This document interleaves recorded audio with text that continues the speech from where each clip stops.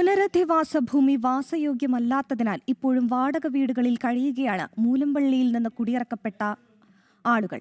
56 കുടുംബങ്ങളിലെ 100 കണക്കിന് പേരാണ് ഇപ്പോഴും വീടിനായി കാത്തിരിക്കുന്നത്. ഭൂമി വാസയോഗ്യമാക്കണമെന്നാവശ്യപ്പെട്ട് പലതവണ പരാതി നൽകിയിട്ടും ഫലമുണ്ടായില്ലെന്നാണ് കുടി ഒഴിക്കപ്പെട്ടവരുടെ പരാതി.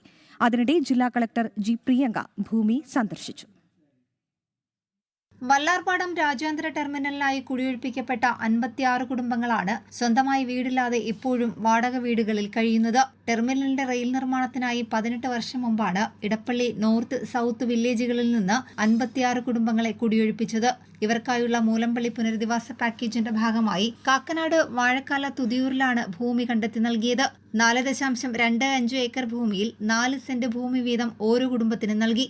എന്നാൽ അനുവദിച്ച പുനരധിവാസ ഭൂമി ചതുപ്പായതിനാലും അടിസ്ഥാന സൗകര്യങ്ങളില്ലാത്തതിനാലും വീട് വെക്കാൻ കഴിയാത്ത അവസ്ഥയിലാണ്. സ്ഥലം നിരപ്പാക്കാനായി കൊച്ചി തുറമുഖ അതോറിറ്റിയുടെ മണ്ണ് ഉപയോഗിക്കുന്നതടക്കമുള്ള കാര്യങ്ങൾ പലതവണ ചർച്ചയായെങ്കിലും പ്രഖ്യാപനം നടന്ന് വർഷങ്ങൾ കഴിഞ്ഞിട്ടും ഭൂരിഭാഗം സ്ഥലങ്ങളും വാസയോഗ്യമല്ല.